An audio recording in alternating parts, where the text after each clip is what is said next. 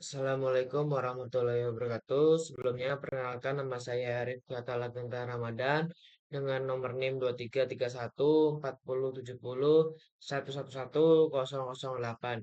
Di sini saya akan menyelesaikan tugas dari Project Basis Learning yang kedua. Dan di sini saya mohon maaf kalau jika suara saya kurang terdengar karena di sini sangat ada hujan deras. Oke, lanjut saja. Saya akan menjelaskan mengenai keamanan dari basis data sendiri, yang nantinya saya akan melanjutkan tugas dari sebelumnya. Saya mempunyai login register dan saya ingin mencoba melakukan injection dari login register yang sebelumnya yang saya udah buat untuk bisa melakukan hack. Oke, di sini eh, database. Database yaitu adalah struktur query language yang dimana menyimpan semua struktur data yang nantinya bekerja pada belakang yaitu backend untuk memenuhi sebuah kebutuhan yang dimana untuk kebutuhan pada front end sendiri yaitu untuk menyambungkan relasi-relasi antara front end dengan database sendiri. Oke, di sini ada relation database yaitu ada table dan di table ada beberapa kolom ya itu juga ada primary key, ada one to many dan di sini mengenai materi SQL injection, apa sih yang dimaksud dengan SQL injection? SQL injection merupakan sebuah query disuntik di dalam query tersebut. Jadi ketika seorang hacker melakukan eh, injection terhadap query di dalam query yang sudah ada query sebelumnya, itu yang disebut SQL injection. Di sini saya akan mencoba SQL injection dari eh, ini tersebut yaitu di mana query-nya yaitu kan awalnya kan select from user where username tanda petik username and password yang artinya tampilkan seluruh tabel user yang ada variable yang ada kolom username-nya dan passwordnya dan kolom passwordnya password dan jika ada injection di dalam sebuah eh, kode yang dimana menambahkan ini tersebut di dalam username. Jadi ketika kita melakukan username dengan menambahkan ini tersebut dan passwordnya mengacak secara random, nanti bisa melakukan hack ataupun masuk ke dalam dashboard admin tersebut.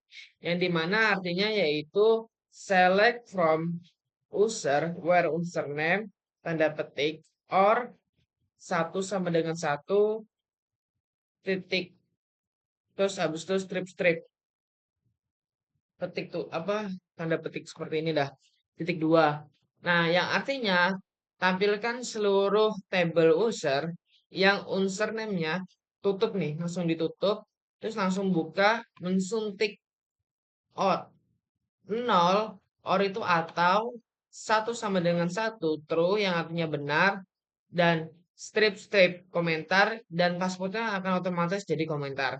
Yang dimana ketika tampilkan seluruh tabel user yang kolomnya username berhenti kosong atau benar dia akan komen seperti itulah. Nah ini pun sama, ini pun kayak kalau ini bedanya jadi ketika kita ingin menambahkan petik dalam username ini sangat krusial banget ya karena petik buka dan petik tutup itu nanti dibacanya itu sama. Maka yang seharusnya ini tuh nanti ada di bagian zoom eh, ada kok di bagian zoom.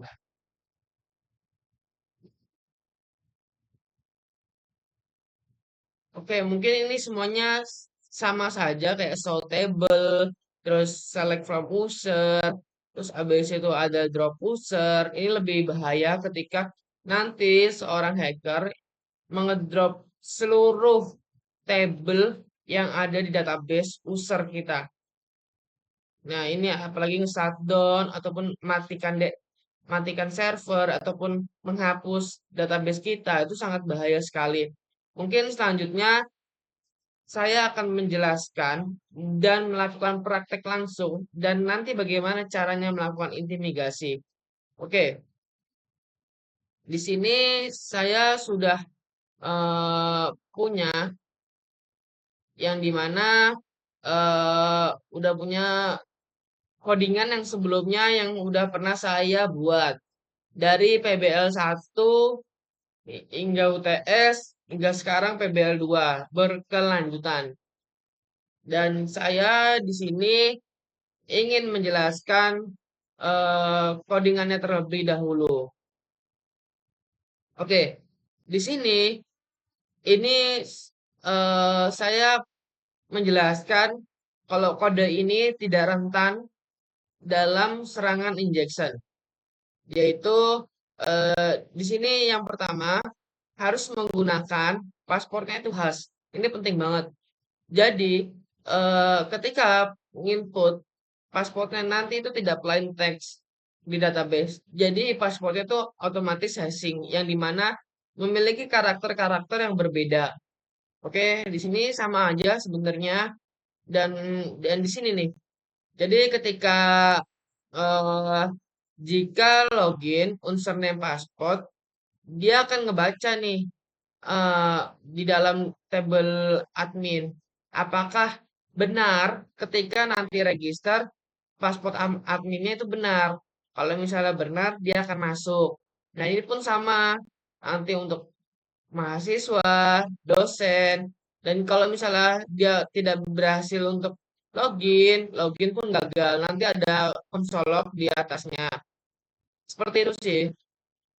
Jadi saya, nah di database tersebut ini juga udah ada yang namanya eh, mencoba. Tadi saya nama Sakti ini sudah di hashing, yang dimana pasportnya itu memiliki karakter yang unik. Nanti yang kalau Budi ini pasportnya itu 123. Ini kan plain text, tidak di hash.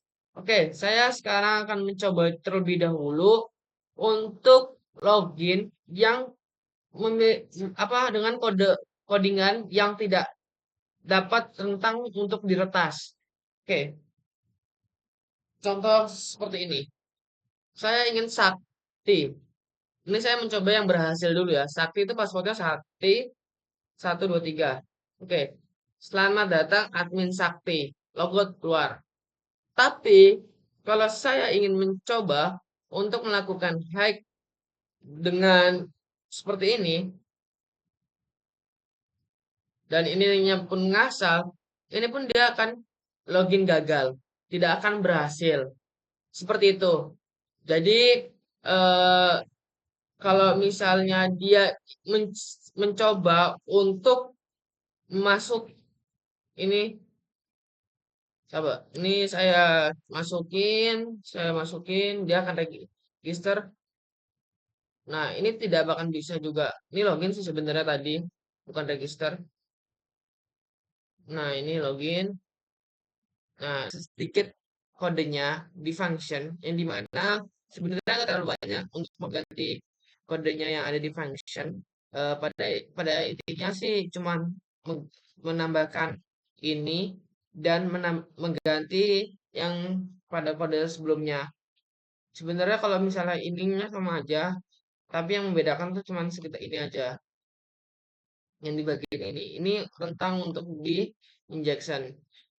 Dan tadi kan kalau misalnya yang ada di database, ketika saya login sebagai Sakti dengan ininya enkripsi hash yang dimana ini tidak bisa untuk di injection. Saya melakukan percobaan saja ya. Misal contoh, misal saya ingin seperti ini, admin. Saya seperti ini. Ini otomatis masuknya ke body. Karena yang ada di body ini plain text. Nah, saya tidak bisa masuk ataupun memasuki yang ada di sakti sini. Ini saya tidak bisa untuk masuk di sakti nih. Tetap selalu ke body. Nah, yang ke body. Karena body ini plain text. Yang dimana tadi ketika yang membedakan tuh di sini ketika register ini itu tidak ada. Oh, ini tidak ada. Jadi cuma melakukan unsur name, paspor, terus setelah itu ya udah roll aja. Kalau misal mau nambahkan ini, otomatis nanti ketika masuk dalam query database, ini passwordnya otomatis jadi enkripsi, hashing. Nah, seperti itu. Jadi ketika saya ingin melakukan percobaan ataupun masukin apapun itu, misal ininya apa aja, terus ininya apa aja, ngasal, dia akan selalu masuk ke Budi. Nah, nah sebenarnya kan akunnya itu kan Sakti gini, Sakti login, Sakti 123. Nah, ini loginnya sendiri tuh gagal. Jadi yang membedakan tuh seperti ini. Nah, seperti ini dah. Kalau misalnya ini masuk, otomatis masuknya ke yang ini ke sini. Nah, ini kagak bisa masuk. Ini nggak bisa masuk. Oke, mungkin saya akan menjelaskan langkah pengamanan. Untuk mengamankan aplikasi dari SQL injection, Anda perlu gunakan parameter statement yang dimana yaitu koneksi prepare select from admin where user name tanda tanya and passport tanda tanya yang dimana parameternya antara username dan password itu dipisahkan. Nanti setelah itu gabung di bin parent terus habis itu setelah itu melakukan execute. Nah, untuk yang kedua caranya itu validasi input. Periksa dan bersihkan semua input pengguna sebelum digunakan di dalam query. Yang ketiga itu gunakan password hashing. Yang dimana ketika password di hashing itu tidak akan tentang untuk di dalam retas. Tapi ketika password itu tidak di hashing itu bisa melakukan injection. Nah, yang keempat, batasi hak akses database. Gunakan akun database dengan akses yang minimal diperlukan. Implementasi web application firewall, yaitu mendeteksi dan memblokir supaya upaya SQL injection. Catatan penting nih yang perlu diperhatikan. Perlu diingat bahwa kode ini sengaja dibuat rentan untuk tujuan pembelajaran dalam aplikasi nyata. Anda harus selalu menggunakan prepared statement. Yang kedua, melakukan validasi input. Dan yang ketiga itu menggunakan password hashing. Yang keempat itu menerapkan mekanisme lainnya. Jadi perlu diingat bahwa kode yang tadi itu sengaja dibuat untuk rentan, tujuannya untuk pembelajaran saja. Tapi dalam aplikasi nyata, nanti ketika dalam proses pengembangan ataupun bikin web ataupun bikin suatu project, eh, Anda harus memperhatikan yang seperti ini, 4 poin tersebut ini.